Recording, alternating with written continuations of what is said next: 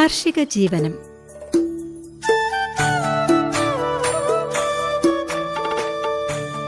കൃഷി അറിവുകളും അനുഭവങ്ങളും.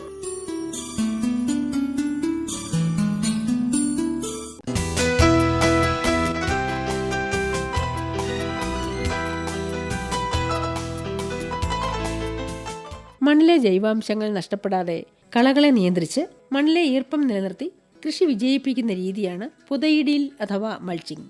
3 രീതിയിലുള്ള മൾച്ചിങ് ആണ് കണ്ടുവരുന്നത്: plastic mulching, stone mulching, leaf mulching.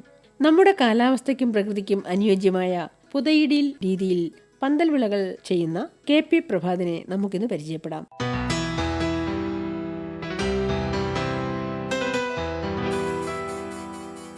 ഒരു 20 കൊല്ലമായിട്ട് ഇപ്പൊ ഈ ഫീൽഡിലുണ്ട്. പ്രധാനമായും പന്തൽ വിളകളാണല്ലോ ചെയ്തു വരുന്നത്, അല്ലേ? പന്തലുകളാണ്. പന്തലുകൾ ഇട്ടേക്കാണ് കംപ്ലീറ്റ് ആയിട്ട് പറമ്പിൽ. റെയിൻ ഷെൽട്ടറും ഉണ്ട്. റെയിൻ ഷെൽട്ടർ കൃഷിഭവന്റെ സ്കീമിൽ കിട്ടിയതാണ്. അതിലുണ്ട്. പിന്നെ പുറത്തായിട്ട് പെർമനന്റ് ആയിട്ട് പന്തലുകൾ ഇട്ടേക്കാണ്. അപ്പൊ അതില് നമ്മുടെ ഹാർബറിന്റെ അടുത്ത് നിന്ന് നമുക്ക് ഈ വലകൾ കിട്ടും, സെക്കൻഡ് ഹാൻഡ് വലകൾ കിട്ടും. അപ്പൊ അതുകൊണ്ട് ഫുള്ളായിട്ട് പന്തലിട്ട് വെച്ചേക്കാണ്. അപ്പൊ നമുക്ക് എവിടെ നിന്നായാലും എന്ത് വേണമെങ്കിലും പടർത്തി കയറ്റാവുന്ന ഒരു ഇതാണ് ചെയ്തേക്കണത്. എന്തൊക്കെയാണ് പന്തൽ വിളകളിൽ ചെയ്തിരിക്കുന്നത്? പന്തലില് കൂടുതലും ചെയ്യുന്നത് പാവല്, പടവലം, ഈച്ചില്, പിന്നെ സൈഡായിട്ട് ഈ താഴെ ഇത് ചൊരക്ക, മത്തൻ, അങ്ങനെ. അത് അടുത്ത ഒരു സ്ഥലവും കൂടി പാട്ടത്തിന് എടുത്തിട്ടുണ്ട്. അപ്പൊ അവിടെയാണ് കൂടുതലും ഈ മത്തൻ ഇതൊക്കെ കൃഷി ചെയ്യുന്നത്. അവിടെയാണ്.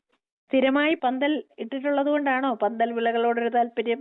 പന്തൽ കൃഷി കഴിയുമ്പോൾ തന്നെ നമുക്ക് കുറ്റിയായിട്ടുള്ളത് അതിന്റെ ഇടയിൽ ഒരു വിളവെടുപ്പ് നടക്കാൻ പറ്റും. ഈ പന്തലിലുള്ളത് പറിച്ച് കളയുമ്പോൾ തന്നെ അടിയിൽ ചീര, വെണ്ട, അങ്ങനത്തെ നമുക്ക് വേണമെങ്കിൽ ചെയ്യാം. ചീരയൊക്കെ എന്ന് പറയുമ്പോൾ 1 മാസം കൊണ്ട് നമുക്ക് വിളവെടുക്കാൻ പറ്റുന്നതാണ്. പിന്നെ അപ്പോഴേക്കും നമുക്ക് ഇതിന്റെ സൈഡിൽ മണ്ണൊക്കെ മിക്സ് ചെയ്ത് വളവും മിക്സ് ചെയ്ത് അടുത്തത് പടർത്തി കയറ്റാം. അപ്പൊ അതിനുള്ളിൽ ചീര നമുക്ക് വിളവെടുക്കാൻ പറ്റും. ഒരിക്കലും ഭൂമി വെറുതെ കിടക്കൂല. ശരി ശരി. നമുക്ക് എന്തെങ്കിലുമായിട്ട് ഈ വരുമാനം കിട്ടും. അതോടൊപ്പം നമ്മളുടെ വീട്ടിലത്തെ ഈ കറിയുടെ കാര്യങ്ങളും അതോടൊപ്പം തന്നെ നടന്നു പോകും. ഈ പാവല്, പടവലം, ബീച്ചിലൊക്കെ ഇത് എപ്പോഴും നടാവുന്ന സാധനമാണ്. റെയിൻ ഷെൽട്ടറിലാവുമ്പോൾ നമുക്ക് മഴയുടെ ആ ഒരു പ്രശ്നം വരില്ല. മഴമറയുടെ ഉള്ളിലാവുമ്പേ മഴ പെയ്യണതായാലും വെയിലായാലും നമുക്ക് നേരിട്ട് അതിൽ കൊള്ളാനില്ല. അപ്പൊ നമുക്ക് ഈ അടിക്കുന്ന മരുന്നുകളോ ഈ ഇത് ഫെർട്ടിലൈസറോ ഒന്നും പാഴായി പോകില്ല ഒരിക്കലും. ഈ പന്തൽ വിളകള് റെയിൻ ഷെൽട്ടറിനകത്താണോ ചെയ്തിരിക്കുന്നത് അതോ പുറത്തുകൊണ്ട് അകത്തുമുണ്ട്? റെയിൻ ഷെൽട്ടറിന്റെ ഒരേ ഈ കുറ്റികളില് ഈ പന്തലിന്റെ ഒരേ ഇത് കൊടുത്തിട്ടുണ്ട്. അതിലാണ് ഈ വല വലിച്ചു കെട്ടിയേക്കണത്. പിന്നെ ഡ്രിപ്പ് ഇറിഗേഷൻ ചെയ്തിട്ടുണ്ട് അടിയിലായിട്ട്. അപ്പൊ നമുക്ക് നനക്കാനും കാര്യങ്ങൾക്കും അധികം ടൈം ചെലവാകൂല. മൾച്ചിങ് രീതിയും നോക്കാനുണ്ട്. മൾച്ചിങ് രീതി എന്ന് പറഞ്ഞാൽ ഞാനിപ്പോ സ്റ്റോൺ മൾച്ചിങ് ആണ് ഇപ്പൊ ചെയ്തേക്കണം. മഴക്കാലം ആകുമ്പോ സ്റ്റോൺ മൾച്ചിങ് ആണ് ചെയ്യണത്. പ്ലാസ്റ്റിക് മൾച്ചിങ് ഇടുമ്പോന്ന് പറഞ്ഞാൽ നമുക്ക് അതില് ഇടക്ക് വളങ്ങൾ ഇട്ട് കൊടുക്കാൻ പറ്റൂല. ഫുള്ള് ഡ്രിപ്പിൽ കൂടെ മാത്രമേ കൊടുക്കാൻ പറ്റുള്ളൂ. അല്ലെങ്കിൽ പിന്നെ ഷീറ്റ് മാറ്റേണ്ടി വരും. അപ്പൊ ഇത് ഓട് വെച്ചിട്ടുള്ള ഒരു മൾച്ചിങ് ആണ് ഞാൻ ചെയ്തേക്കണത്. അപ്പൊ ഓടാവുമ്പോ നമുക്ക് ഓരോ ഓട് മാറ്റിയിട്ട് അതിന്റെ ഇടയിൽ ചാണകവെള്ളോ പിന്നെ പിണ്ണാക്ക് വളങ്ങൾ അങ്ങനെ കലക്കി ഒഴിക്കാവുന്നതൊക്കെ കലക്കി ഒഴിക്കാം. എപ്പോ വേണമെങ്കിലും മാറ്റി അതുപോലെ തന്നെ വെക്കാം നമുക്ക്. അത് എന്തോടാണ്? നമ്മുടെ സാധാ ഓട്, ഈ വീട് മേൽക്കൂരയൊക്കെ ഉപയോഗിക്കുന്ന ഓട്. കാരണം പ്ലാസ്റ്റിക് ഷീറ്റ് അത്രയും നമുക്ക് വേസ്റ്റ് വരുമല്ല ഇതൊക്കെ ചെയ്ത് കഴിയുമ്പോ. 2 പറമ്പ് ഒഴിഞ്ഞു കിടക്കണേ. അപ്പൊ അവിടെ നിന്ന് ഈ എലികളും ഇത് അങ്ങനത്തെ കുറെ ജീവികളുടെ ആക്രമണവും കാര്യങ്ങളുണ്ട്. പ്ലാസ്റ്റിക് ഷീറ്റ് ആവുമ്പോ ഇത് മാന്തിക്കളയും. പക്ഷെ ഓടാവുമ്പോ അവർക്ക് അങ്ങനെ മാന്തി എടുക്കാൻ പറ്റൂല. പ്ലാസ്റ്റിക് ഷീറ്റ് എന്ന് പറയുമ്പോൾ നമ്മൾ 2-3 കൃഷി കഴിയുമ്പോൾ അത്രയും ഷീറ്റ് നമുക്ക് വേസ്റ്റ് ആയിട്ട് വരികയാണ്. പിന്നെ അത് പ്ലാസ്റ്റിക് അത്രയും വേസ്റ്റ് ആവും. റിമൂവ് ചെയ്യുന്നത് വലിയ ബുദ്ധിമുട്ടുമാണ്. അതൊന്ന് കൈകാര്യം ചെയ്യുന്നത്. കാരണം വളരെയധികം റോളുകളാണല്ലോ അതിന് ഇട്ട് വരുന്നത്. 1 ഏക്കർ ഭൂമി ഉണ്ടെങ്കിൽ എന്തോരം പ്ലാസ്റ്റിക് വരും. അപ്പോ അതിനെ അപേക്ഷിച്ച് നോക്കുമ്പോൾ ഈ രീതി വളരെ നല്ലതാണെന്ന് തോന്നുന്നു. അപ്പൊ ഇത്രയധികം ഓടൊക്കെ എവിടുന്നാ കിട്ടുന്നേ? ഓട് നമുക്കിപ്പോ ഇഷ്ടം പോലെ പഴയ വീടുകൾ പൊളിച്ചിനോടത്തുനിന്ന് എടുക്കും. പിന്നെ എന്റെ വീട്ടിൽ പൊളിച്ചതായിട്ട് അതുകൊണ്ട് ഞാൻ ആദ്യം തന്നെ പ്ലാസ്റ്റിക് ഇട്ടാണ് ചെയ്തിരുന്നത്. പക്ഷെ ഈ പ്ലാസ്റ്റിക്കിന്റെ വേസ്റ്റ് വന്നത് ഓർത്ത് കഴിഞ്ഞപ്പോ അതിൽ നിന്ന് എങ്ങനെയെങ്കിലും ഒരു മാറ്റം വരുത്തണം എന്ന് വിചാരിച്ചു. അങ്ങനെയാണ് കപ്പക്ക് വേണ്ടിയാണ് ആദ്യം ഞാൻ ഇത് ചെയ്തിരുന്നത്. കാരണം കപ്പ ഈ എലിയുടെ ഭയങ്കര ശല്യമാണ്. കപ്പ മാന്തി കളയും. എങ്ങനെ നമ്മൾ നോക്കിയാലും അത് മാന്തി എടുക്കും. അപ്പൊ അതിനുവേണ്ടിയാണ് ആദ്യം ഈ രീതി പരീക്ഷിച്ചു നോക്കിയത്. അപ്പൊ അത് കഴിഞ്ഞപ്പോ ഇത് നല്ലൊരു രീതിയാണല്ലോ നോക്കി അത് പച്ചക്കറികളിലേക്കും കൊണ്ടു. അപ്പൊ എല്ലാത്തിലും നല്ല രീതിയാണ്. നമുക്ക് മഴ നേരിട്ട് കൊള്ളൂല. ഇതിൽ വീണ് ഒലിച്ചു പോകും. വെള്ളം ഒരിക്കലും ഇതിലോട്ട് ഇറങ്ങൂല. ആ കടഭാഗത്ത് മാത്രം വെള്ളം വീഴേണ്ട രീതിയിൽ വെച്ച് കഴിഞ്ഞാൽ നമുക്ക് നനക്കേണ്ട കാര്യമില്ല. മഴക്കാലത്ത് നല്ല രീതിയിൽ വിളവുണ്ട്. സ്റ്റോൺ മൾച്ചിങ്ങിലാണ് ഇപ്പൊ ഈ ഓട് ചെയ്യണത്. പിന്നെ ലീഫ് മൾച്ചിങ്, ഇല കൊണ്ടുള്ള പൊതയിടല്. നമ്മളിപ്പോ കല്ല് ഇപ്പൊ വലിയ കരിങ്കല്ലോ അങ്ങനെയുള്ള കാര്യങ്ങൾ അവരോടുത്ത് വെച്ചിട്ടുണ്ടെങ്കിൽ നമുക്ക് കാണാം അതിന്റെ അടിയിൽ മാത്രം നനവുണ്ടാവും. എത്ര വേനലിനാണെങ്കിലും അതിന്റെ അടിയിൽ നനവ് നിൽക്കണ്ടാവും. അപ്പൊ ആ ഒരു രീതി കണ്ടിട്ടാണ് ഇങ്ങനത്തെ ഒരു ഇത് പരീക്ഷിക്കാന്ന് വിചാരിച്ചു. വിജയമാണ് അത്. വളരെ നല്ലൊരു രീതിയാണ്. ഒന്ന് പ്രകൃതി സൗഹൃദ രീതിയാണ്. ആ പിന്നെ പഴയ ഓടുകൾ ഇപ്പോ നമുക്ക് ആ പഴയ ഓട് നമുക്ക് ഉപയോഗിക്കാമല്ലോ, വീണ്ടും ഉപയോഗിക്കുകയാണ് നമ്മള്. അതെ, ഉപയോഗിക്കാലോ. അല്ലെങ്കിൽ ഇത് എവിടെയെങ്കിലും കൊണ്ടുപോയി ഡിസ്പോസ് ചെയ്യേണ്ടി വരും. അതെ അതെ അതെ. ഇപ്രാവശ്യം കൃഷി ഓഫീസറും വന്നിട്ട് അത് ഇതുവരെ കാണാത്തൊരു പരിപാടിയാണെന്നാണ് പറഞ്ഞത്. ഇത് പ്രഭാതിന്റെ ഐഡിയ ആണോ? അതെ അതെ, അത് നല്ലൊരു ഐഡിയ തന്നെ. കർഷകർക്ക് വേണമെങ്കിൽ മാതൃകയാക്കാവുന്ന ഒരു ഐഡിയ ആണ്. ചെയ്യാവുന്നതേ ഉള്ളൂ. എല്ലാവർക്കും ചെയ്യും. ഇപ്പൊ ഇതുപോലെ പ്രത്യേകിച്ച് ഇതുപോലത്തെ ശല്യമുള്ള ഈ നാട്ടുകാർക്കാണെങ്കിൽ ഇവിടെ വന്ന് പലരും അത് ഗുഡ് എന്നുള്ള ഇത് പറഞ്ഞിട്ട് പോകുന്നുണ്ട്. ഈ നെറ്റിലൊന്നും കണ്ടിട്ടില്ല നമ്മൾ ഇതുപോലത്തെ ഒരു പരിപാടി. ഓട് വെച്ചിട്ടെന്ന് പറഞ്ഞാൽ ഓട് കൊണ്ട് സ്ക്വയർ ഉണ്ടാക്കിയിട്ട് അതിൽ കൃഷി ചെയ്യുന്ന രീതി കണ്ടിട്ടുണ്ട്. പക്ഷെ ഇത് ഈ മൾച്ചിങ് രീതിയാണ്. നമ്മൾ ഭാരത്തിൽ നിരത്തി ഓട് വെക്കും. അപ്പൊ കാണാനും ഒരു പ്രത്യേക ഭംഗിയാണ്. മുകളിലായിട്ട് മറ്റേ കമത്തോടും വെക്കും. അപ്പൊ ശരിക്കും വീട് പോലെ ഇരിക്കും. അതിന്റെ ഇടയിൽ കൂടി ആയിരിക്കും ഇത് വരണത്, ഈ ചെടി വരണത്. അപ്പൊ നമുക്ക് ആ കമത്തോട് മാറ്റുകയാണെങ്കിൽ അതിലോട്ട് വളങ്ങൾ മിക്സ് ചെയ്യുക, എല്ലാം ചെയ്തു. ഇടക്ക് വളങ്ങൾ ഇട്ട് കൊടുക്കാൻ പറ്റും. ഇപ്പൊ മൾച്ചിങ് രീതിയിൽ നമുക്ക് ഈ തുള്ളി നനയെ കൂടിയുള്ള ആ ലിക്വിഡ് വളങ്ങൾ മാത്രമേ നമുക്ക് അതിൽ കൂടെ കൊടുക്കാൻ പറ്റുള്ളൂ. അതേസമയം ഈ രീതിയാണെങ്കിൽ നമുക്ക് എവിടെ വേണമെങ്കിലും നമുക്കിത് ഓട് മാറ്റാം, വീണ്ടും വളങ്ങൾ മിക്സ് ചെയ്ത് ഇട്ട് കൊടുക്കുക, അടച്ചു വെക്കാം. അതുപോലെ തന്നെ പിന്നെ എല്ലുപൊടി അതുപോലത്തേക്ക് ഇടുമ്പോന്ന് പറഞ്ഞാൽ ഈ എലിയുടെ ശല്യം ഉണ്ടാവും. ഈ രീതിയാവുമ്പോ എലി ഒന്നും മാന്തൂല. ഓടിന് ഭാരമുള്ളത് കൊണ്ട് എലി അത്ര പെട്ടെന്ന് അങ്ങ് മാറ്റാൻ പറ്റില്ലല്ലോ. അതെ തന്നെ, അതുകൊണ്ടാണ് അങ്ങനത്തെ ഒരു രീതി. റെയിൻ ഷെൽട്ടർ, അതുകൂടാതെ ഡ്രിപ്പ് ഇറിഗേഷൻ, പിന്നെ പെർമനന്റ് പന്തല്, ആധുനിക രീതിയിലാണ് കൃഷി ചെയ്യുന്നത്. നമ്മൾ ഈ മുള കൊണ്ടോ ഈ വടികൾ കൊണ്ടോ ഒക്കെ പന്തലിടുമ്പോന്ന് പറഞ്ഞാൽ അത് ഈ കൊല്ലം കൊല്ലം നമുക്ക് മെയിൻ്റനൻസ് വർക്ക് വരുമില്ല. ഇതാവുമ്പോന്ന് പറഞ്ഞാൽ ആദ്യം നമുക്ക് കുറച്ച് ചെലവുണ്ട്, പക്ഷെ അത് കഴിഞ്ഞാല് പിന്നെ ഒരു ചെലവുമില്ല. ഇടയ്ക്ക് വല്ല പെയിന്റിങ്ങോ അങ്ങനെ എന്തെങ്കിലും ടച്ച് ചെയ്ത് കൊടുക്കണമെന്നേ ഉള്ളൂ. ബാക്കി ഫുള്ള് നല്ലതാണ്. ഞങ്ങൾ വെൽഡിംഗ് വർക്ക് ആയതുകൊണ്ട് ഈ രീതി അധികം ബുദ്ധിമുട്ടില്ല ഞങ്ങൾക്ക് ചെയ്യാനായിട്ട്. മണ്ണുമായിട്ട് ഈ കമ്പി ചേർന്നിരിക്കുന്നത് പെട്ടെന്ന് തുരുമ്പെടുക്കില്ലേ? ഇല്ല ഇല്ല, അടിയിൽ കോൺക്രീറ്റ് ചെയ്ത് പൊക്കും. പാട്ടത്തിനടുത്ത സ്ഥലത്ത് ചെയ്യുന്നത് വേറൊരു രീതിയാണ്. അത് ബക്കറ്റിൽ നമ്മൾ ഈ കമ്പി ഇറക്കി വെച്ചിട്ട് കോൺക്രീറ്റ് ചെയ്ത് അത് ഊരിയെടുക്കും. അപ്പൊ നമുക്കിത് എങ്ങോട്ട് വേണമെങ്കിലും മാറ്റി വെക്കാം. നമ്മള് കുഴി എടുത്തിട്ട് ബക്കറ്റ് വെക്കുന്നു, അതിൽ കോൺക്രീറ്റ് വെക്കുന്നു. കുഴി എടുക്കണ്ട, ബക്കറ്റ് നേരെ പുറത്ത് വെക്കുന്നു. പുറത്ത് വെച്ചിട്ട് അതിലോട്ട് കുറ്റി ആദ്യം വെക്കും. കുറ്റി ആദ്യം ഇറക്കിയിട്ട് ചുറ്റും കോൺക്രീറ്റ് നിറക്കും. അപ്പൊ അതിൽ നിന്ന് അടുത്ത ദിവസം നമുക്ക് ഇത് സെറ്റായി കഴിയുമ്പോൾ ബക്കറ്റ് വേർതിരിച്ചെടുക്കാം, ബക്കറ്റ് മാറ്റാം. അപ്പോഴേക്കും ഇത് സെറ്റായിട്ടുണ്ടാവും. പിന്നെ അത് പൊളിഞ്ഞു പോകില്ല. അപ്പൊ നമുക്ക് ഈ കുറ്റികൾ എന്ന് പറഞ്ഞാൽ എങ്ങോട്ട് വേണമെങ്കിലും ഒരു നട്ട് പോലത്തെ സിസ്റ്റം ഉണ്ടാക്കണമെന്നേ ഉള്ളൂ. അപ്പൊ നമുക്കിത് എങ്ങോട്ട് വേണമെങ്കിലും നമുക്ക് മാറ്റാം. വെൽഡ് ചെയ്ത് കഴിഞ്ഞാൽ നമുക്ക് അങ്ങോട്ടും ഇങ്ങോട്ടും എടുത്ത് മാറ്റാൻ പറ്റൂല. ആദ്യം കുറച്ച് ചെലവുകൾ ഉണ്ടെന്നേ ഉള്ളൂ, എന്നാലും പിന്നീട് ഭയങ്കര ഉപകാരമാണ് നമുക്ക്. ഈ നട്ട് പോലത്തെ ജസ്റ്റ് കഴിച്ചു കഴിഞ്ഞാൽ എല്ലാം നമുക്ക് ഇപ്പൊ വീട്ടിലോട്ട് കൊണ്ടുവരണമെങ്കിൽ വീട്ടിലോട്ട് കൊണ്ടുവരാം. ഇപ്പൊ ആ പറമ്പിൽ നിന്ന് അടുത്ത പറമ്പിലോട്ട് കൊണ്ടുപോകണമെങ്കിൽ കൊണ്ടുപോവാ. ഒരിക്കലും അത് ഒരു പെർമനന്റ് ആവൂല ഈ സിസ്റ്റം ആകുമ്പോ. നമ്മൾ മണ്ണ് കുഴിച്ചിട്ട് അതിലാണ് കോൺക്രീറ്റ് ഇടണമെന്നുണ്ടെങ്കിൽ നമുക്കത് പൊക്കിയെടുത്തും കൊണ്ടുപോകാൻ പണിയായിരിക്കുള്ളൂ, കുഴിച്ചെടുക്കേണ്ടി വരും. ഇത് പകുതി കോൺക്രീറ്റ് മാത്രമേ മണ്ണിനടിയിലോട്ട് നിൽക്കുള്ളൂ, പകുതി കോൺക്രീറ്റ് മുകളിലോട്ടായിരിക്കും. അത് മറിഞ്ഞു വീഴാതിരിക്കാൻ മാത്രം. ജസ്റ്റ് ചെലവ് കുറവാണത്, പക്ഷെ അതൊരു 3-4 പ്രാവശ്യം ചെയ്യണ പൈസയെ നമുക്ക് ഇതിൽ ഫസ്റ്റ് മുടക്കേണ്ടി വരുള്ളൂ. ഇത് ചെയ്യണോണ്ട് നഷ്ടം ഉണ്ടാവില്ല എന്നാണ് എന്റെ ഒരു അഭിപ്രായം. നല്ല രീതിയിൽ കൃഷി ചെയ്യുകയാണെങ്കിൽ, അല്ലെങ്കിൽ നമുക്ക് ഏറ്റവും ലാഭകരമായി ചെയ്യുകയാണെങ്കിൽ ഉത്സാഹവുമാണ്, അതിൽ നിന്നൊരു മെച്ചം കിട്ടുകയും ചെയ്യും, വരുമാനമാണ്. അതെ അതെ അതെ. ഇപ്പൊ വീട്ടിൽ ഉപയോഗം കഴിഞ്ഞിട്ട് ബാക്കിയുള്ളത് ഇക്കോ ഷോപ്പ് ഉണ്ട്. ഇവിടെ ചെറായി തന്നെയാണ് ഇക്കോ ഷോപ്പ് ഉള്ളത്. അവിടെ കൊണ്ടുപോയി കൊടുക്കും. അപ്പൊ അവിടെ നിന്ന് കൂടുതൽ പച്ചക്കറികൾ കൊടുക്കുന്നവർക്ക് ഈ വർഷം ഇത്ര രൂപയുടെ വളങ്ങളും ഫുൾ പ്രോത്സാഹനങ്ങളും എല്ലാം ഉണ്ട്. അവിടെ ഫുൾ സപ്പോർട്ട് ഉണ്ട് നമുക്ക് കൃഷിഭവനിൽ നിന്നും ഇക്കോ ഷോപ്പിൽ നിന്നും എല്ലാം. ഈ ഓട് കൊണ്ടുള്ള മൾച്ചിങ് ആണല്ലോ, അതിന് നമ്മൾ എന്തുകൊണ്ടാണ് സ്റ്റോൺ മൾച്ചിങ് എന്ന് പറയുന്നത്? അത് സ്റ്റോൺ മൾച്ചിങ്ങിൽ തന്നെ പെടുത്താവുന്നതാണെന്നാണ് എനിക്ക് തോന്നണത്. കല്ലെന്ന് പറയുമ്പോ കല്ല് വെക്കുന്നത് ആ ഒരു ഈ ഇപ്പൊ ഇഷ്ടിക അല്ലെങ്കിൽ കരിങ്കല്ല് അങ്ങനെയുള്ളത് തന്നെ അല്ലല്ല. ഇതും നമുക്ക് അതിൽ പെടുത്താൻ പറ്റൂലേ. ഇപ്പൊ ഈ ചെങ്കല്ലിന്റെ ഇത് കൊണ്ട് തന്നെ ഉണ്ടാക്കുന്ന ഒരു ഇതാണല്ലോ. അപ്പൊ അതും പെടുത്താൻ പറ്റുന്നതാണ് എനിക്ക് തോന്നുന്നത്. ഞങ്ങള് ഇവിടെ കോട്ടയത്തൊരു ഓർഗാനിക് ഫാമിംഗ് കോഴ്സ് ഉണ്ട്. KV ദയാൽ സാർ എന്ന് പറഞ്ഞിട്ട് വ്യക്തി നടത്തണതാണ്. അപ്പൊ അതില് ഇപ്പൊ ഒരു 10-20 ബാച്ചായി. അതിലൊരു 15ാമത്തെ ബാച്ചായിരുന്നു ഞങ്ങള്. അപ്പൊ അതില് ഈ കൃഷി രീതികളെല്ലാം പഠിപ്പിക്കാനുണ്ട്. 5-6 ടൈപ്പ് കൃഷി രീതികൾ ഏകദേശം ഉണ്ട്. അതില് ഇക്കോളജിക്കൽ എന്നുള്ള കൃഷി രീതിയാണ് പുള്ളി പഠിക്കുന്നത്. അതിൽ ഉൾപ്പെടുന്നതാണ് ഇതൊക്കെ. അതിലെന്ന് പറഞ്ഞാൽ ഇലകൾ കൊണ്ടുള്ള മത്സ്യങ്ങളാണ് കൂടുതൽ. അതായത് നമ്മളെല്ലാവരും ഇലകൾ കത്തിച്ച് കളയും. എവിടെ വീട്ടിൽ വീഴുന്ന ഇലകളായാലും എന്തായാലും കത്തിച്ച് കളയാൻ എല്ലാവരും ചെയ്യണം. പുല്ലായാലും എല്ലാം കത്തിച്ച് കളഞ്ഞുകൊണ്ടോ. പക്ഷെ ഇതിലെന്ന് പറഞ്ഞാൽ ഒരില പോലും കത്തിക്കരുതെന്നാണ് സാറിന്റെ രീതി, ദയാൽ സാർ. ഒരു 6 മാസത്തെ കോഴ്സാണിത്. എല്ലാ ഞായറാഴ്ചയും MG യൂണിവേഴ്സിറ്റിയിൽ വെച്ച് നടത്തുന്ന ഒരു കോഴ്സാണ്. അപ്പൊ അതിൽ പങ്കെടുത്ത് കഴിയുമ്പോൾ ജൈവ കൃഷി എന്ന് പറഞ്ഞാൽ എന്താണെന്നുള്ളത് ശരിക്കും നമുക്ക് മനസ്സിലാവുള്ളൂ. ഈ കൃഷിരീതിയെ കുറിച്ച് എങ്ങനെയാണ് അറിഞ്ഞത്? എന്റെ കൂട്ടുകാരന്റെ ചേട്ടൻ ഉണ്ട്, ദയാൽ സാറിന്റെ ഈ കോഴ്സ് ചെയ്ത് അതുവഴി ഇപ്പൊ കൃഷിക്കാരനാണെന്ന് പറഞ്ഞപ്പോ അങ്ങനെ ഞങ്ങൾ പരിചയപ്പെട്ടപ്പോ ഇന്ന കോഴ്സ് ഉണ്ട്, അതൊന്ന് ചെയ്തു നോക്ക്, എന്തായാലും ഗുണത്തിൽ വരുന്നു. അങ്ങനെയാണ് ഈ രീതിയിലേക്ക് വന്നത് അല്ലേ? ഈ രീതിയിലേക്കാണ്. അതിനു മുന്നേ കൃഷി ചെയ്തിരുന്നു, പക്ഷേ എന്തൊക്കെ ചെയ്തിരുന്നു എന്നുള്ളതേ ഉള്ളൂ. ചിട്ടയായിട്ടൊരു കൃഷിയിലേക്ക് വന്നത് ഈ രീതിയിലൂടെ കൃഷി ചെയ്തതിനു ശേഷമാണ്. ഈ ഇക്കോളജിക്കൽ ഫാമിംഗ് പഠിച്ചതിന് ശേഷം, അതായത് ചെടികൾക്ക് വേണ്ടുന്നതെല്ലാം കൊടുത്തുകൊണ്ടുള്ള, ചെടികൾക്ക് എന്താണോ മണ്ണിൽ കൊടുക്കേണ്ടത് അങ്ങനെ അത് കൊടുത്തുകൊണ്ടുള്ളത്. ഇപ്പൊ മണ്ണിൽ കാൽസ്യം, കാർബൺ, കൊഴുപ്പ്, പിന്നെ പ്രോട്ടീൻ, പിന്നെ മണ്ണിന്റെ pH ഇതൊക്കെ നോക്കിക്കൊണ്ടുള്ള ഒരു കൃഷി രീതി. എല്ലാം ഇതൊക്കെ എന്ന് പറഞ്ഞാൽ നമുക്ക് സിമ്പിളായിട്ട് നമ്മുടെ വീട്ടിൽ തന്നെ പോകുന്ന വേസ്റ്റുകളും എല്ലാ സാധനങ്ങളും ഉപയോഗിച്ചുകൊണ്ടുള്ള കൃഷി രീതിയാണ്. ഒന്നും പ്രത്യേകിച്ചുള്ള ഇതൊന്നുമില്ല. പിന്നെ പിണ്ണാക്ക് വളങ്ങൾ അങ്ങനെയുള്ളതൊക്കെ ചേർക്കാം. എല്ലാം ജൈവ രീതിയിൽ തന്നെ, അതായത് മണ്ണിലുള്ള ഒരു സൂക്ഷ്മജീവിനെ നശിപ്പിക്കാണ്ടുള്ള ഒരു കൃഷി രീതി. അതായത് കുമ്മായം പോലും മണ്ണിലിടരുതെന്നാണ് സാറിന്റെ രീതിയിൽ പറയുന്നത്. അത് കാൽസ്യം ഹൈഡ്രോക്സൈഡ് ആണ്, കാൽസ്യം കാർബണേറ്റ്, കാർബണാണ് മണ്ണിൽ വരുന്നത്. അപ്പൊ പച്ചക്കൊക്കെ പൊടിച്ചതാണ് പുള്ളി പറയുന്നത്, മണ്ണിന്റെ pH കറക്റ്റ് ചെയ്യാനായിട്ട്. കാൽസ്യം ഇടുമ്പോ എന്ന് പറഞ്ഞാൽ മണ്ണിന്റെ pH പെട്ടെന്ന് കയറും, 9-10 വരെ എത്തും. മണ്ണിന്റെ pH ന്യൂട്രൽ എന്ന് പറയുന്നത് 7 നിൽക്കണം.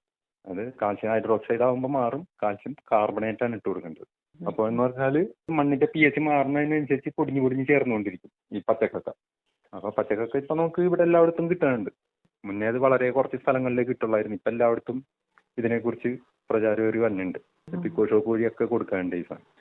ആധുനിക സാങ്കേതിക വിദ്യകളും ഒപ്പം തന്നെ പ്രകൃതി സൗഹൃദ രീതിയിലുമാണ് പ്രഭാത കൃഷി ചെയ്തു വരുന്നത് അല്ലേ? അതെ. ഇപ്പൊ നമ്മൾ വീട്ടിൽ കൃഷി ചെയ്യുന്നവർക്ക് ശരിക്കും പറഞ്ഞാൽ ഇത് ഈ രീതി തന്നെ നമുക്ക് കൊണ്ടുപോകാവുന്നതേ ഉള്ളൂ. പക്ഷെ കൂടുതൽ ഇപ്പൊ വാഴകൾ കൂടുതൽ ചെയ്യുന്ന 1 ഏക്കർ 2 ഏക്കർ സ്ഥലമൊക്കെ എടുത്ത് ചെയ്യുന്നവർക്ക് ഈ രീതി എന്ന് പറഞ്ഞാൽ ചെലവേറും. അപ്പൊ അവര് അതുകൊണ്ട് ജീവിക്കുന്നതാണ്. അപ്പൊ അതില് സൂക്ഷ്മമൂലകങ്ങളുടെ ഇതൊക്കെ കുറവ് വരുമ്പോൾ ഈ ഭയങ്കര പ്രശ്നങ്ങളുണ്ടാവും. അവർക്കും ജീവിക്കണമല്ല, കർഷകരാണെങ്കിലും അവർക്കും ജീവിക്കണ്ടേ, അവർക്കും ജീവിക്കാൻ വേണ്ടിയാണല്ലോ ഇത് ചെയ്യുന്നത്. അപ്പോൾ കുറച്ച് രാസവളം കാര്യങ്ങളും ചേർക്കേണ്ടി വരും എന്നുള്ളത് തന്നെയാണ് എന്റെ അഭിപ്രായം. വീട്ടിൽ കൃഷി ചെയ്യുമ്പോൾ ഇതേ രീതികൾ നമുക്ക് പിന്തുടരാവുന്നതാണ്. പൂർണ്ണമായിട്ടും ജൈവ കൃഷി തന്നെ കൊണ്ടുപോകാവുന്നതേ ഉള്ളൂ. ഇനി ശരിക്കും ഈ ഫുഡിന്റെ ക്ഷാമം എന്തായാലും ഉണ്ടാവും എന്നുള്ളത് ഉറപ്പാണ്. അപ്പൊ എല്ലാവരെ കൊണ്ടും പറ്റുന്നത് അവരവർ ചെയ്യും. നമുക്കൊരു 10 ഗ്രോ ബാഗെങ്കിലും വെച്ചിട്ട് ഒരു വീട്ടിൽ ഒരാൾക്ക് ചെയ്യാൻ പറ്റുന്നുണ്ടെങ്കിൽ അത്രയും നല്ലത്. അപ്പൊ ഇതിനെക്കുറിച്ചുള്ള അറിവില്ലായ്മയാണ് പലരും ചെയ്യാത്തത്. പക്ഷെ അത് കൃഷിഭവന്റെ സഹായത്തോടെ എല്ലാവർക്കും ചെയ്യാവുന്നതേ ഉള്ളൂ. കൃഷിഭവനിലൊക്കെ എല്ലാവരും ഏത് നേരത്ത് വിളിച്ചാലും അവര് ഓക്കെയാണ്. അവർ എന്ത് സഹായത്തിനും റെഡി ആയിട്ടിരിക്കും. പിന്നെ നമ്മൾ ഇപ്പോഴത്തെ ഈ പുതിയ കൃഷി രീതി സ്കൂളുകളിലും കൂടി കൊണ്ടുവരണം എന്നുള്ളതാണ്. ഇപ്പോഴുണ്ട്, പക്ഷെ എല്ലായിടത്തും അങ്ങോട്ട് പ്രായോഗികമായിട്ടില്ല. കാരണം മണ്ണിലിറങ്ങാൻ ഇപ്പോഴും മാതാപിതാക്കൾ തന്നെ പിള്ളേരെ സമ്മതിക്കില്ല എന്നുള്ളതാണ് സത്യം. മണ്ണിലേക്ക് ഇറക്കി വിടണം അവരെ. കൃഷിയിലേക്ക് ആകർഷിക്കുന്ന ഒരു പുതിയ തലമുറ ഉണ്ടാകട്ടെ എന്നാണ് നമ്മൾ ആഗ്രഹിക്കുന്നത് അല്ലേ? മണ്ണിലിറങ്ങി ഇപ്പൊ ഒരു പിള്ളേരും കളിക്കാനില്ല, ഫുൾ ടൈം മൊബൈലും കാര്യങ്ങളും. ഒരു മാറ്റം വരണമെന്നുണ്ടെങ്കിൽ സ്കൂളിൽ നിന്ന് നമുക്കത് കൊണ്ടുവരാൻ പറ്റുള്ളൂ. അവിടെ ഇതിനോട് താല്പര്യമുള്ള പിള്ളേർ ഇഷ്ടം പോലെ ഉണ്ടാവും. അവരെ ഇത് കണ്ടെത്തി ഇതിലോട്ട് കൊണ്ടുവരിക. പിന്നെ വീട്ടിൽ മാതാപിതാക്കളും എല്ലാവരും ഇതിനെ ഒന്ന് സപ്പോർട്ട് ചെയ്യണമെങ്കിൽ ആരോഗ്യമുള്ള ഒരു തലമുറയും വാർത്തെടുക്കാൻ പറ്റുന്നതാണ് എന്റെ ഒരു അഭിപ്രായം. തീർച്ചയായിട്ടും നല്ലൊരു അഭിപ്രായം തന്നെ. ഇത്രയും അറിവുകൾ പങ്കുവെച്ച പ്രഭാതിന് ആകാശവാണി കൊച്ചി FM-ന്റെ എല്ലാവിധ ആശംസകളും. ഇതുവരെ കൃഷി അറിവുകൾ പങ്കുവച്ചത് ചെറായി സ്വദേശി KP പ്രഭാത്.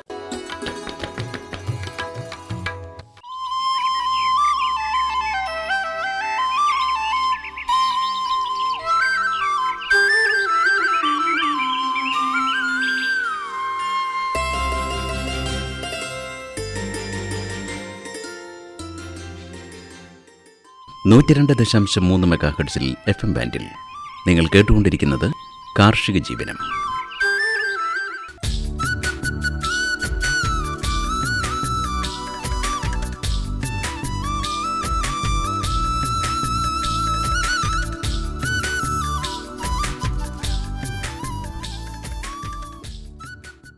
പ്രിയ ശ്രോതാക്കളെ, മഴക്കാലത്ത് നമ്മുടെ വളർത്തുമൃഗങ്ങൾക്ക് പലതരത്തിലുള്ള രോഗങ്ങൾ പിടിപെടാനുള്ള സാധ്യതയുണ്ട്. ജാഗ്രതയോടെ വേണ്ട മുൻകരുതലുകൾ എടുത്താൽ മഴക്കാല രോഗങ്ങളിൽ നിന്നും വളർത്തുമൃഗങ്ങളെ സംരക്ഷിക്കാൻ കഴിയും. ഇനി കാർഷിക ജീവനത്തിൽ മഴക്കാലത്തെ മൃഗപരിപാലനത്തെക്കുറിച്ച് സംസാരിക്കുകയാണ് മൃഗസംരക്ഷണ വകുപ്പിലെ റിട്ടയർഡ് അസിസ്റ്റന്റ് ഡയറക്ടറും മിൽമ വികേന്ദ്രീകൃത വെറ്ററിനറി കൈപ്പുഴ യൂണിറ്റിലെ ഡോക്ടറുമായ MK സത്യൻ.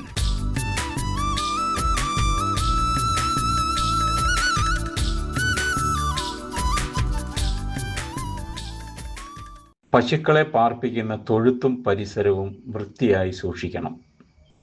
തൊഴുത്തിൻ്റെ അറ്റകുറ്റപ്പണികൾ പൂർത്തിയാക്കുക, തറയിലെ കുണ്ടും കുഴികളുമൊക്കെ അടയ്ക്കുക, മേൽക്കൂരയായി ഉപയോഗിക്കുന്ന ഷീറ്റുകൾ മഴക്കാലത്തുണ്ടാകാനിടയുള്ള ചോർച്ച തടയത്തക്ക വിധം മേയുക, തൊഴുത്തിലേക്ക് മഴവെള്ളം ഊത്തലടിക്കാത്ത വിധം ക്രമീകരിക്കണം, കാലിത്തീറ്റ സൂക്ഷിക്കുന്ന മുറി തീറ്റച്ചാക്കുകളിൽ ഈർപ്പം തട്ടാത്ത വിധം സൂക്ഷിക്കാൻ സൗകര്യമുണ്ടാക്കണം. ഫാമിലെ പശുക്കൾക്ക് നൽകുന്ന വെള്ളം ശുദ്ധമായിരിക്കണം. വെള്ളം ലഭ്യമാക്കുന്ന കിണറുകളിൽ ബ്ലീച്ചിങ് പൗഡർ നിശ്ചിത അളവിൽ ചേർത്ത് ശുചീകരിക്കണം. തൊഴുത്തിന് ചുറ്റിലുമുള്ള ചപ്പുചവറുകൾ നീക്കി വൃത്തിയാക്കണം. തൊഴുത്തിലെ ശുചിത്വമില്ലായ്മ രോഗാണുക്കളുടെ വളർച്ചയ്ക്ക് വഴിയൊരുക്കും. ബ്ലീച്ചിങ് പൗഡർ വിതറി വെള്ളം ഒഴിച്ച് കഴുകി തൊഴുത്തിലെ തറ വൃത്തിയാക്കാം. ഫീനോൾ പോലുള്ള അണുനാശിനി തൊഴുത്ത് വൃത്തിയാക്കാനായിട്ട് ഉപയോഗിക്കാം. തൊഴുത്തിലെ ഈർപ്പം നന്നല്ല. ഈർപ്പം ഒഴിവാക്കാനും ഈച്ചയകറ്റാനും തൊഴുത്തിൽ ഫാൻ ഘടിപ്പിക്കുന്നത് നല്ലതാണ്. തൊഴുത്തിൽ കുന്തിരിക്കം പോലുള്ള വസ്തുക്കൾ ഉപയോഗിച്ച് പുകയിടുന്നത് രോഗാണുക്കളുടെ അന്തരീക്ഷത്തിലെ അളവ് കുറയ്ക്കുന്നതിന് സഹായിക്കും.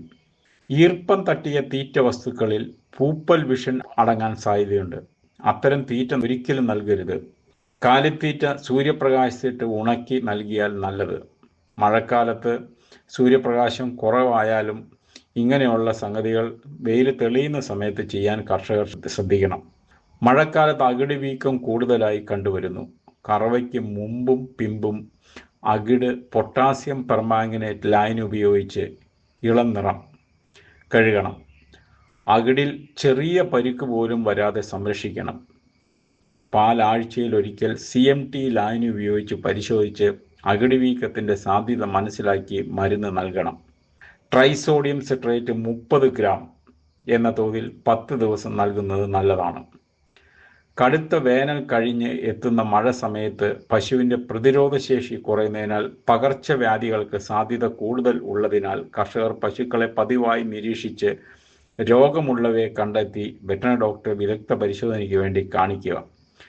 രോഗപ്രതിരോധശേഷി കൈവരിക്കാൻ ജീവകം A, സെലീനിയം, സിങ്ക് എന്നിവ അടങ്ങിയ സപ്ലിമെൻറ്റുകൾ തീറ്റയിലൂടെ നൽകുക. വാക്സിനേഷൻ പ്രോഗ്രാമിന് വേണ്ടി മൃഗസംരക്ഷണ വകുപ്പിലെയോ മറ്റ് ഏജൻസികളെയോ ജീവനക്കാർ വന്നാൽ അതിനോട് പൂർണ്ണമായും സഹകരിക്കുക. മഴക്കാലത്ത് രോഗപകർച്ചയ്ക്ക് മുഖ്യ പങ്ക് വഹിക്കുന്ന ഈച്ചകളെ അകറ്റുന്ന മരുന്ന് പശുക്കളുടെ ദേഹത്തും തൊഴുത്തിലും നിശ്ചിത അളവിൽ തെളിക്കണം. തൈലേറിയ, അനാപ്ലാസ്മ, ട്രിപ്പാനോസോമിയാസിസ്, ബെബീസിയോസിസ് എന്നീ രക്തത്തിൽ കയറിപ്പറ്റി മാരകമായ രോഗാവസ്ഥ ഉണ്ടാക്കുന്ന രോഗാണുക്കളുടെ വ്യാപനം നടത്തുന്ന ബാഹ്യപരാധങ്ങളെ ഒഴിവാക്കണം. ചാണകക്കുഴിയിൽ കുമ്മായം വിതരണം. വിരബാധ അകറ്റുന്നതിന് ഫാമിലെ എല്ലാ ഉരുക്കൾക്കും മഴയ്ക്ക് മുമ്പായി ബ്രോഡ് സ്പെക്ട്രം വിരമരുന്ന് നൽകണം. ചാണക പരിശോധന നടത്തി ഉചിതമായ മരുന്ന് നൽകുന്നതാണ് ശാസ്ത്രീയ രീതി. വെള്ളം കെട്ടിക്കിടക്കുന്ന സ്ഥലത്തെ പുല്ല് തിന്നുന്ന പശുക്കളിൽ പണ്ടപ്പുഴു ബാധ സാധ്യത കണക്കിലെടുത്ത് പ്രത്യേക മരുന്ന് നൽകണം. മഴക്കാലത്ത് വയറിളക്ക രോഗങ്ങൾക്ക് സാധ്യത കൂടുതൽ. വെള്ളമടങ്ങിയ പച്ചപ്പുല്ല് ആർത്തിയോടെ തിന്നുന്നത് വഴിയാണ് ഈ സാഹചര്യം ഉണ്ടാകുന്നത്. ആയതിനാൽ പുല്ലിനോടൊപ്പം വൈക്കോലും കലർത്തി നൽകണം.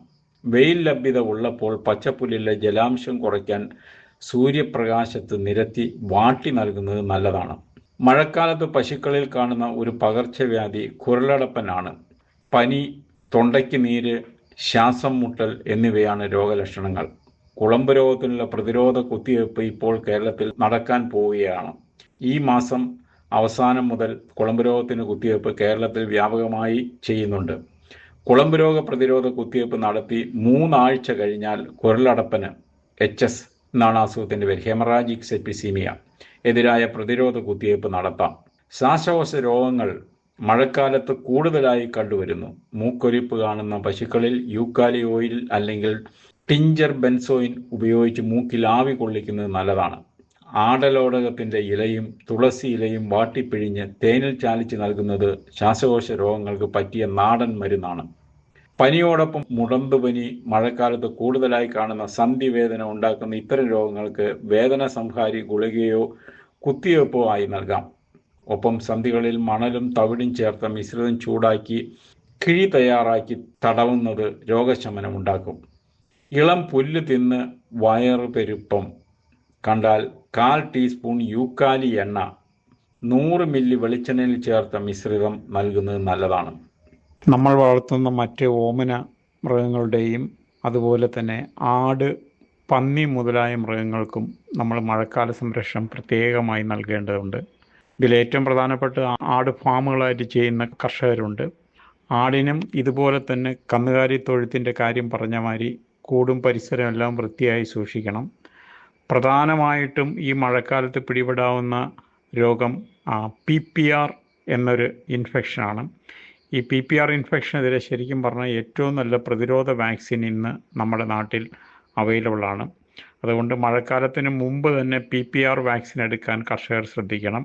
PPR വാക്സിൻ എടുത്ത് ആടുകളെ സംരക്ഷിച്ചു കഴിഞ്ഞാൽ ഒരു 10% മഴക്കാലത്ത് വരാവുന്ന മരണനിരക്ക് ആടിൽ നിന്ന് നമുക്ക് പൂർണ്ണമായിട്ടും ഒഴിവാക്കാം. ആട് കൃഷി ലാഭകരമായിട്ട് മാറ്റുന്നതിന് ഈ വാക്സിനേഷൻ നിർബന്ധമാണ്. അതുപോലെ പന്നികൾക്കും നമുക്ക് ഇന്നറിയാം സ്വൈൻ ഫീവർ മാതിരിയുള്ള അസുഖങ്ങൾ വന്നുകൊണ്ട് വളരെയധികം ബുദ്ധിമുട്ട് അനുഭവിക്കുന്ന കർഷകരുണ്ട്. അപ്പോൾ സ്വൈൻ ഫീവറിനും വാക്സിൻ ലഭ്യമാണ്. മൃഗാശുപത്രിയുമായിട്ട് ഈ വാക്സിനേഷൻ എടുക്കുന്നതിന് നിങ്ങൾ ബന്ധപ്പെടേണ്ടതാണ്. പിന്നെയുള്ളത് നമ്മുടെ ഓമന മൃഗങ്ങളാണ്. ഓമന മൃഗങ്ങളായ പട്ടി, പൂച്ച മുതലായവയിൽ വളരെയധികം പ്രശ്നങ്ങൾ, ഫംഗസ്, ഈസ്റ്റ് ഇങ്ങനെയുള്ള അവയുടെ ഇൻഫെക്ഷനിൽ നിന്ന് ഉണ്ടാകുന്നുണ്ട്. അത് ഈ മഴക്കാലത്ത് സർവ്വസാധാരണമാണ്. ഈ കൂടും പരിസരവും എല്ലാം ഡ്രൈ ആയിട്ട് സൂക്ഷിക്കണം. ഇവരെ കുളിപ്പിക്കുക എന്നുള്ളത് നമുക്ക് എപ്പോഴും മഴക്കാലമായാലും വേനൽക്കാലമായാലും ഒഴിവാക്കാൻ പറ്റാത്തൊരു കാര്യമാണ്, അരുമ മൃഗങ്ങളെ. അപ്പോൾ കുളിപ്പിച്ച് കഴിഞ്ഞാൽ ഡ്രൈ ആക്കി, അത് ഹീറ്ററോ എന്തെങ്കിലും ഉപയോഗിച്ചോ അല്ലെങ്കിൽ കാറ്റടിച്ചോ അല്ലെങ്കിൽ നമ്മൾ തന്നെ ടവൽ ചെയ്തോ അല്ലെങ്കിൽ ബ്രഷ് ചെയ്തോ ഡ്രൈ ആക്കി സൂക്ഷിക്കുക എന്നുള്ളത് വളരെ പ്രധാനപ്പെട്ട കാര്യമാണ്. അല്ലെങ്കിൽ ഈ ഫംഗസ്, ഈസ്റ്റ് മുതലായവയുടെ ഇൻഫെക്ഷൻ നേരിടാം. പിന്നെ ഓമന മൃഗങ്ങളിലും ഏറ്റവും പ്രധാനപ്പെട്ട സംഗതി വാക്സിനേഷനാണ്. ആൻറ്റി റാബീസ് വാക്സിൻ, കനൈൻ ഡിസ്റ്റംബറിനെതിരെയുള്ള വാക്സിൻ, കനൈൻ ഹെപ്പറ്റൈറ്റിസിനെതിരെയുള്ള വാക്സിൻ. പാർവോ വൈറസ് ഇൻഫെക്ഷൻ മഴക്കാലത്ത് വളരെ സർവ്വസാധാരണമാണ്. പാർവോ വൈറസ് ഇൻഫെക്ഷൻ പലയിടത്തും ഈ സമയത്ത് തുടങ്ങിയിട്ടുണ്ട് എന്ന് അറിയാൻ കഴിഞ്ഞിട്ടുണ്ട്. 4 ടൈപ്പ് പാർവോ വൈറസ് ഉണ്ട്. ഇതിനുള്ള DHPPI വാക്സിൻ ഇപ്പോൾ ലഭ്യമാണ്. അത് DHPPI 4 വാക്സിനുണ്ട്. അങ്ങനെയുള്ള പല വാക്സിനുകൾ ഇപ്പോൾ ലഭ്യമാണ്. അതുപോലെ തന്നെ ARV vaccine, anti rabies vaccine, അത് കൃത്യമായിട്ട് നമ്മുടെ അരുമ മൃഗങ്ങളിൽ എടുക്കണം. കൊച്ചു പപ്പികളാണെങ്കിൽ നമ്മൾ പപ്പി DP വാക്സിൻ എടുക്കേണ്ടത് അത്യാവശ്യമാണ്. അതുപോലെ തന്നെ പൂച്ചകൾ വളർത്തൽ ഇപ്പോൾ വളരെ കോമൺ ആണ് അരുമ മൃഗങ്ങളായിട്ട്. അപ്പോൾ കുട്ടികൾക്കും എല്ലാം വളരെ ഇഷ്ടപ്പെട്ട സംഗതി ആയതുകൊണ്ട് ഇങ്ങനെയുള്ള അരുമ മൃഗങ്ങൾക്കുള്ള വാക്സിന് CRP വാക്സിൻ, അതുപോലെ തന്നെ ARV വാക്സിൻ എടുക്കാതെ ഈ അരുമ മൃഗങ്ങളെ ഒരിക്കലും നമ്മൾ വീട്ടിൽ വളർത്താൻ പാടില്ല. ആൻറ്റി റാബീസ് വാക്സിൻ നമ്മൾ കൃത്യമായിട്ട് എടുക്കണം. ഏകദേശം 45 ദിവസം മുതൽ നമുക്ക് എപ്പോൾ വേണമെങ്കിലും ഇവരുടെ പ്രായം വരുമ്പോൾ വാക്സിൻ എടുക്കാം. 45 ദിവസത്തിൽ വാക്സിൻ എടുത്താലുള്ള ഒരു സംഗതി എന്ന് വെച്ചിട്ടുണ്ടെങ്കിൽ അതിന് 90 ദിവസം കഴിയുമ്പോൾ നമ്മളൊരു ബൂസ്റ്റർ ഡോസ് കൊടുക്കണം. 90 ദിവസം കഴിഞ്ഞ് ബൂസ്റ്റർ ഡോസ് കൊടുത്തു കഴിഞ്ഞാൽ പിന്നെ ഇയർലി വാക്സിനേഷൻ മതി. അത് ഈ മറ്റ് അസുഖങ്ങൾ വരാതിരിക്കാനുള്ള കനൈൻ ഡിസ്റ്റംബറും അതുപോലെ തന്നെ പാരാ ഇൻഫ്ലുവൻസ വൈറസ് ഇൻഫെക്ഷനും പാർവോ വൈറസ് ഇൻഫെക്ഷനും എല്ലാം ആദ്യം ഒരു 45 ഡേയ്സിൽ എടുത്തു കഴിഞ്ഞാൽ പിന്നെ ഒരു 90 ഡേയ്സിൽ ഒരു ബൂസ്റ്ററും കൂടി കൊടുക്കണം. അത് കഴിഞ്ഞ് പിന്നെ ഇയർലി വാക്സിനേഷൻ നമ്മൾ ഫോളോ അപ്പ് ചെയ്താൽ മതി. നമ്മളുടെ പോലുള്ള രാജ്യത്ത് റാബീസ് വാക്സിനും എല്ലാ വർഷവും നമ്മൾ അരുമ മൃഗങ്ങൾക്ക് റിപ്പീറ്റ് ചെയ്യണം.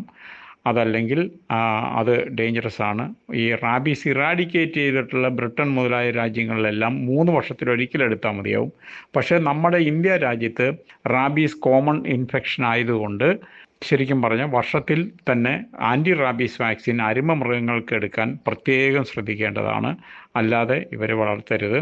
മഴക്കാലത്ത് ഏറ്റവും വലിയ പ്രശ്നം ഈ ഈർപ്പത്തിൽ നിന്നുള്ള പ്രശ്നമാണ്. അതിൻ്റെ ഫീഡും കാര്യങ്ങളെല്ലാം ഈർപ്പടിക്കാതെ സൂക്ഷിക്കണം. ഈർപ്പം വന്നു കഴിഞ്ഞിട്ടുണ്ടെങ്കിൽ എന്ത് ഫുഡ് മെറ്റീരിയൽസും പെട്ടെന്ന് ഇതിൻ്റെ ഫീഡ്, പെഡിഗ്രി പോലുള്ള ഫീഡ് എല്ലാം വാങ്ങിക്കാൻ കിട്ടുന്നതെല്ലാം ഈർപ്പടിച്ചു കഴിഞ്ഞാൽ അത് ഫംഗസ് ഇൻഫെക്ഷൻ വന്ന് പൂപ്പൽ വിഷബാധ വന്ന് നശിച്ചു പോകാനുള്ള സാധ്യതയുണ്ട്. അങ്ങനെയുള്ള ഫീഡൊന്നും കൊടുക്കാൻ പാടില്ല.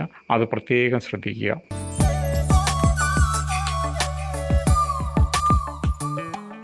മഴക്കാലത്തെ മൃഗപരിപാലനത്തെക്കുറിച്ച് ഇതുവരെ സംസാരിച്ചത് മൃഗസംരക്ഷണ വകുപ്പിലെ റിട്ടയർഡ് അസിസ്റ്റന്റ് ഡയറക്ടറും മിൽമ വികേന്ദ്രീകൃത വെറ്ററിനറി കൈപ്പുഴ യൂണിറ്റിലെ ഡോക്ടറുമായ MK സത്യൻ.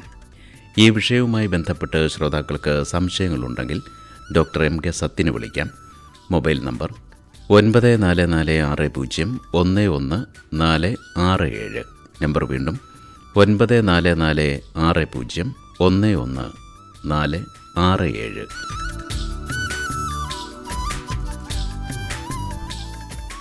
NV വിനയനും സംഘവും അവതരിപ്പിക്കുന്ന നാടൻപാട്ട്.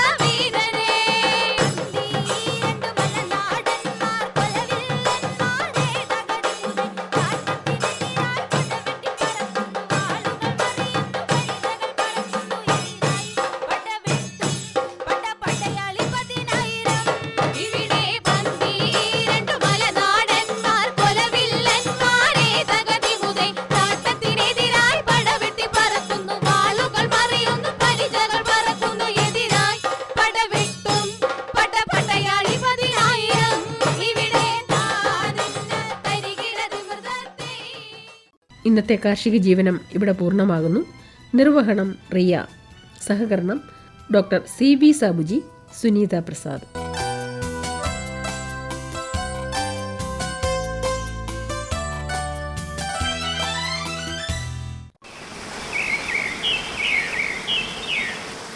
കാർഷിക ജീവനം.